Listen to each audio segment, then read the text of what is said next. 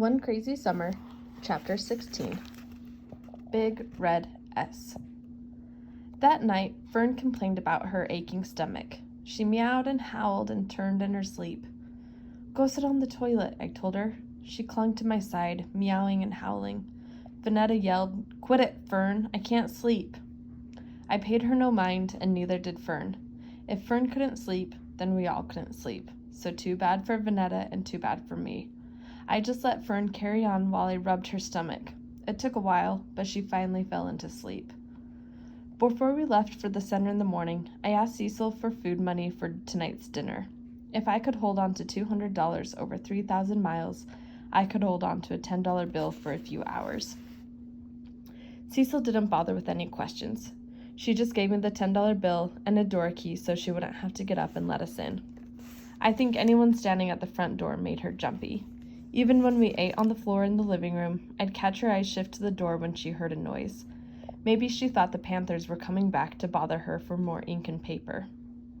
I was glad Cecil handed over the money without fuss or questions. That saved me from lying about getting shrimp lo mein when I had no intention of going to Ming's. Vanetta, Fern, and I had eaten our last plate of shrimp lo mein and egg rolls for the rest of our crazy summer. Shrimp and noodles swimming in sauce and deep-fried egg rolls had taken their toll on us. Not that mean Lady Ming would cry for her 3 colored girls. She had other customers to yell at. All day long at the center, I could think of nothing else but a home-cooked meal. We marched to the Safeway store after playing in the park for an hour.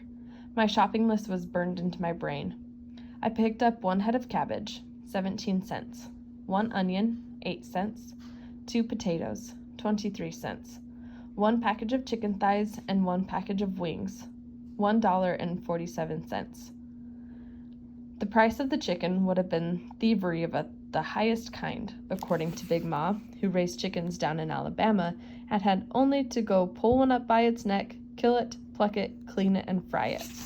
Lastly, but most important, I dropped a can of stewed prunes into our shopping basket, 49 cents. There was plenty of money left over to call Pa and talk for as long as we wanted. Vanetta and Fern pouted as the groceries went into the basket. There were even a couple of "ah, shucks" and finger-snapping as our dinner was placed on the cashier's counter. All the snipping between Vanetta and Fern over Miss Pattycake was now aimed at their new enemies, the real food that we would eat until we returned to Brooklyn, and me. I paid for the groceries and put the change in my pocket.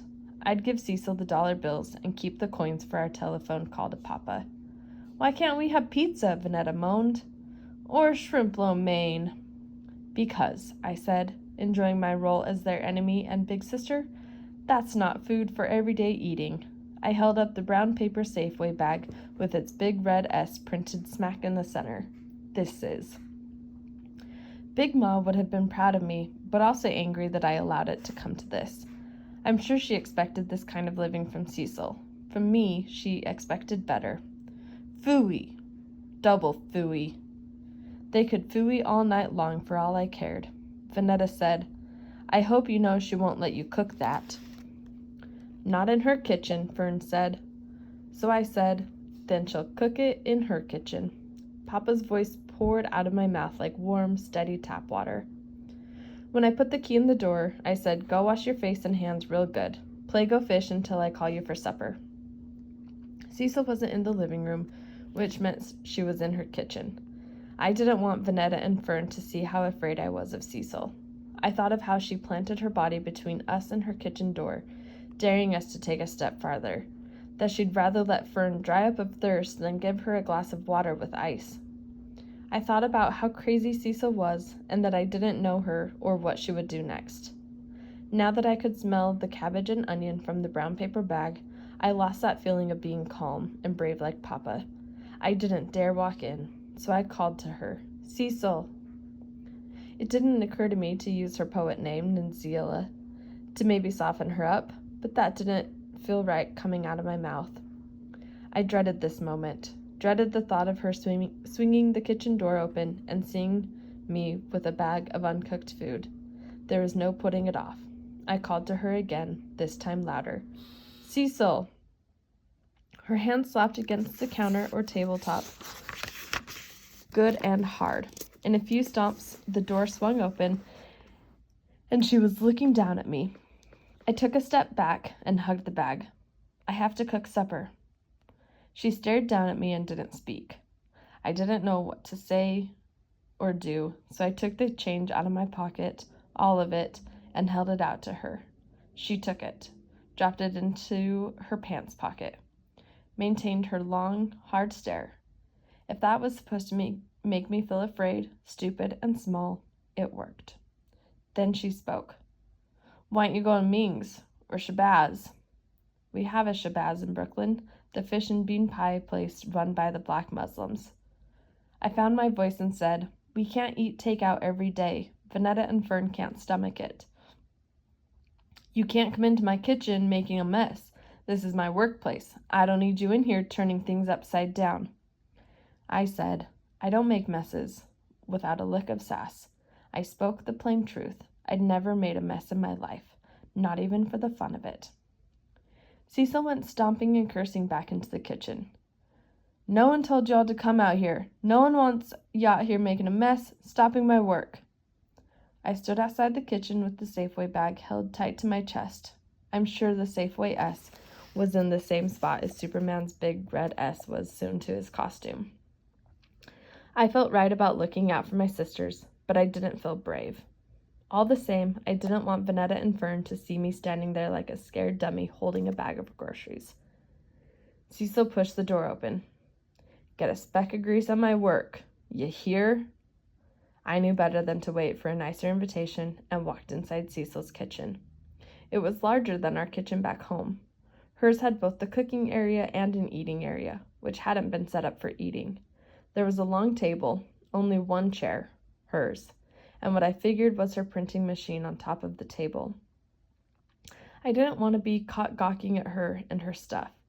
I went straight to the sink and started stripping the onion, washing the cabbage, washing potatoes, washing the chicken parts until I could figure out what to do next without having to ask Cecil a thing. She hovered over her machinery, grunting and cursing.